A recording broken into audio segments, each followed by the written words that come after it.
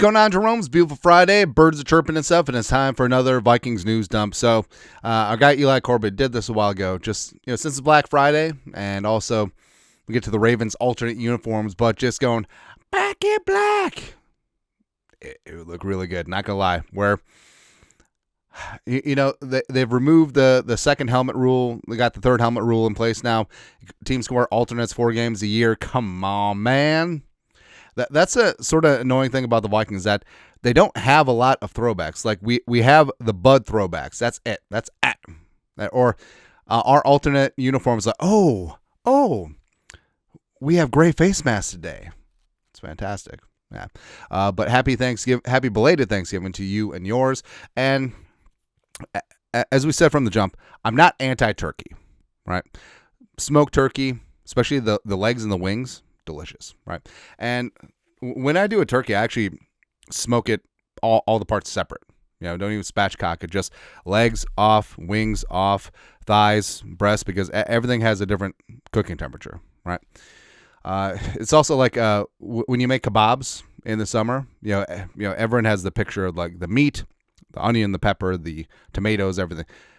It's really stupid to cook them like that because all of those items have different cooking times, but skewer, mono skewer of all meat, skewer of all peppers, skewer ultimate. Yeah.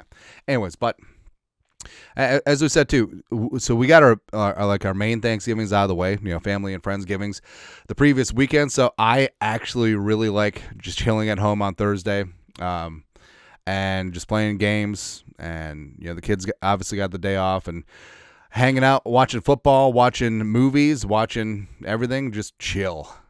Absolute chill. It's good times, man. But we made a lasagna, which I feel like is going to become a thing. Like we have a couple of like food traditions around our house. Pizza Friday is a big deal. Everyone's at home. Pizza Friday. Make a prime rib beef stroganoff on Christmas Eve. I don't know how that one started, but pretty good. And lasagna in place for a turkey on Thanksgiving. I'm okay with that. Right, we were going to do a prime rib, except prime rib was like $300. Yeah. But green bean casserole. So surface area on the green bean casserole is important. Did up a ham. It's all good. Also the gravy. Don't make it lumpy. That's all. Also, we should bring back the hot dish. Yeah. Also, Darnold apparently is looking for a new personal chef. All in. Nah.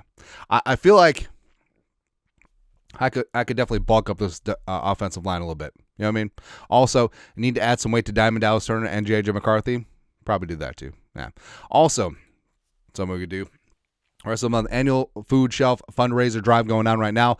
Venmo's, Cash App, Super Chats, and live streams in November go toward various Twin Cities food shelves and local families in need. 3K goal for the month, currently at $28.50. I feel like we're going to crest that by the end of the month. How many days we got? We got 3 days? Yeah, 3 days. We'll get there. Donation links are in the video description below. Also, our friends over at Every Meal, you can donate directly to them. Their link is also in description. Email producerally@gmail.com so you can be included in the total. Also, holidays are coming up, so doing personalized videos. We've done about 10 of these this week, and it's a lot of fun because you got a guy who's ordered a bunch of them for like his family and friends, and it is kind of a unique Christmas gift, especially if they watch the show. Well, I kind of hope they watch the show, because if you just give them to some random person who doesn't even like football, they're like, what the hell is this Chinaman talking about? I can use that word. Anyways, but the whole thing, it's really good. Did a couple phone calls these last couple weeks too, and it really is just me ranting about random things. And I don't know, so here's the thing too. Before we started the show, I was sort of quiet. I know it's kind of surprising, but just getting reps. And life is all about reps. The whole Malcolm Gladwell 10,000 hours thing. But it actually is true. Like, the more you do, the more you do. It's weird. And also, ZJ, if you got to ask, can't afford it. So there you go. Vikings' second injury report coming out before they take on Seattle Seahawks. So the Vikings had a glorified walkthrough on Thursday, so guesstimations. But Darnold Jackson, DNP 2 days in a row, probably not going. Yeah, Grenard limited. Looking up for him to be able to go on Sunday. Theo limited. JJ McCarthy. So with McCarthy, he's not playing. right? O'Connell's not going to risk the franchise, go through concussion protocol, rush him through concussed and no practice. Talk about practice. Like no practice, limited practice. I don't think that's going to happen like that. As Lamar, oh my God. See if Isaiah Likely can actually hold on to the damn ball this time. Yeah. Actually did really good in jelly beans. Yeah. It sucks. Forgot to post the pics, but anyways, the Diamond Dallas Turner popped up as well. Jalen Redmond popped up as limited with a hip, something to watch for today as practice reports come in. So, but overall, whoever's up is up. And also, with Darisaw Jackson out, so it's likely going to be Justin School and Blake Brandel at left tackle, left guard, respectively. But why is it every single first time starting Vikings quarterback has to have Justin frickin' School at left tackle? Bothers me, man. And the Seahawks, I mean, they're relatively healthy. Ernest Jones, stud linebacker, full. He's going to be in there. Riley Mills is back to practice. The pride of Notre Dame. Really liked him in the draft process, so there you go. Also, Maximus. Are you not entertained? I love it. Where Bro Show, as we said yesterday, he's on the ultimate free roll because nothing is expected from him, right? A lot of fans, like even Gopher fans, hopeful, sure, but it's a UDFA, first start on the road. Justin School's is left tackle against one of the best defenses in the NFL. What's he going to do? All right, so if School comes out and has a Jamarcus Russell type game, everyone will be like, that's all right, we're used to it at this point. But if Brosmer is just average, I mean, that's a huge win. Yeah, he puts together some throws, puts together some drives, puts together a couple touchdowns on the board. I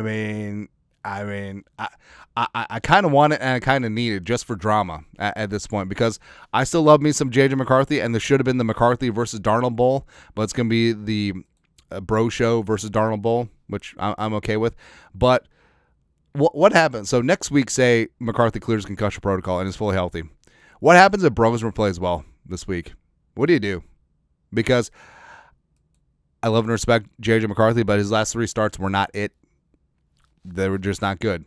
And if Brosmer actually looks good and he's moving the offense and Jefferson gets fed in this game, I mean, what does Kevin O'Connell really do? I mean, it should be Brosmer, and I say this as a huge J.J. McCarthy supporter, but kind of a good problem to have because I would love drama. And also, all the pressure, pun intended, hopefully, Flores and Grenard and company, is on Sam Darnold because, yes, the Seahawks are rolling, but Darnold hasn't looked great the last couple of weeks. And, of course, we remember the high highs with Sam Darnold. And remember, we're on record after the Packers game, Week 17, of just like, hey, you keep Sam Darnold because you hope that J.J. McCarthy will be this good. You hope that he'll be this good. That's how bad the last 2 games were, right? The Lions game bothers me way more than the Rams game. Just becoming Chuck Knobloch. We complained about McCarthy's mechanics, but what about Darnold's? Ooh, Zay Flowers. Oh, did he actually catch it? Did he complete the catch? I have no idea what a catch is anymore. That whole Wicks catch against the Lions, stupid stuff. But, of course, you come back, and he wants to shove it in Kevin O'Connell's face. Like, hey, you could have had all this, but you never get this. Even though every day I'm going to make you a little less gross. It's going to be good. Oh, Zay Flowers push. They call OPI? Devontae Adams does that every single down. But, anyways. So, yeah, with Darnold, there's a lot of ghosts there. There's a lot of proving the haters and losers wrong. Sure. But I feel like if Darnold tries too hard, that's when he makes mistakes. I tried so hard and got so far. And with Brosmer, literally has no expectations. He can do whatever the hell he wants, man. And I feel that's what makes this team very dangerous because the Vikings have nothing to lose. So, 4th down, go for it. Fake punt, go ahead. Never settling for field goals because you have to have touchdowns here, even though I love Will Reichard. Blitz the bejesus out of Darnold. Again, what's the worst that can happen? They could lose. Okay? Bring it. I have a sneaking suspicion that this game is going to be a lot of fun. And speaking of the Ravens, so they stole my whole effing flow, man. So the alternate uniforms on Thursday night Thanksgiving. Purple. Right? Where have we seen this before? It's just like the Packers copying the Vikings Winter Warrior uniforms. But yeah. Speaking of stupid Packers. So allegedly they got a win against Detroit. Now, I have no love lost for Detroit. And the Lions lose on Thanksgiving is a tradition unlike any other, but the Packers were basically spoon-fed this game because officials missed calls. Wicks, oh, no, he got his right foot down before he even had control of the football, all that stuff. And then the most egregious one was a false start, and then 2 seconds later, Matt LaFleur calls the timeout, and they get it. Oh, but he was saying timeout. No one could hear anything in that stadium. But I digress. And of course, Diamond Dan Campbell, where, my whole thing is going for it on fourth down all the time and then calling bad plays. Like, this is Dan Campbell on 3rd and 4th and short. Yeah. Speaking of quarterbacks, so Daniel Jones apparently has been playing with a fractured fibula, and they're going to keep trotting him out there, shooting him up with a Dr. Feelgood. Now, this could significantly impact the rest of the season because even though the offense is Jonathan Taylor Thomas, Daniel Jones has looked good sporadically, but if their offense suddenly gets one-dimensional or if they have to play Anthony Richardson, I feel like that might be a wrap. Might be a wrap for the Colts. Yeah. Also, if the Vikings do have an eye towards bringing back Daniel Jones, I think that's a small chance, but it's a non-zero chance. Say that he's out because he's literally playing with a broken leg. Was he Jack Youngblood? Yeah. But that could drive down the price. Something to keep an eye on. Also, with Thanksgiving, so Kevontae Turpin had a whatever game against the Chiefs, but obviously great return man. But also they use him as a bit of a gadget, change of pace player on offense. That should be Miles Price. Now, of course, Miles Price has to hang on to the damn football, but I feel like there's a world where Kevin O'Connell should and could be incorporating Miles Price. Handful of snaps a game, 5-6 snaps a game, where D coordinators have to keep them up at night. It's like, number 4 adds a different dynamic speed element. He can be in the backfield. He can be in the slot. He can be out wide. Just run and go. That's all we need, man. Yeah. Also, so some good news. I don't know what was up. So Steve Tasker, former Buffalo Bill, and Carl Eller, there were reports that they passed away on Thanksgiving, and then Carl Eller was just like, "I'm not dead." Everyone, the stories or posts about me passing away are false. Please help by reporting it as fake news if you see them. I appreciate everyone reaching out for their support. I'm enjoying Thanksgiving with my family today, and I hope you are all too. Carl Eller, Hall of Fame, former Minnesota Golden Gopher. You know that he's rooting for the Bro Show on Sunday. Also glad that Carl Eller is in good health and good spirits, and also alive, which is really important. I don't know why that happens, because it's a problem. So everyone and their mom tries to be a reporter now. We are against that. Because I have a very trusting face. I don't know what it is, and we get information, pretty good information from time to time. But we're not breaking news. Here we are. Because who cares? Who cares if you're first? Honestly, who cares? Be right. And you see that with reporters who, tweet out stories prematurely before. Because remember, you're supposed to confirm a story with 2 independent sources. Isn't that journalism 101? But everyone is about being firstest with the mostest and putting out takes and all that stuff. And a lot of people will hear secondhand stuff, and they'll be like, "Oh, here we go. Hey, this happened." With no thoughts about the ramifications if they're incorrect. But it's all right. Glad Carl Eller's with us, man. Still kicking ass. Love to see it. Also, again, I don't know what it is, man. I believe in a thing called love. I believe in Bro Show. And again, let's get weird. The Vikings have absolutely nothing to lose. Blitz all day, party all night, run the damn ball, fake punts. Come on, man. Let's go. This could be, Kevin O'Connell, hey, you're all about fancy pants when it comes to trick plays and matriculation, showing how smart you are. Do it this game, right? We complain about it when things are going good, and then you just throw a monkey wrench in some of these drives, but do it. Do it this game.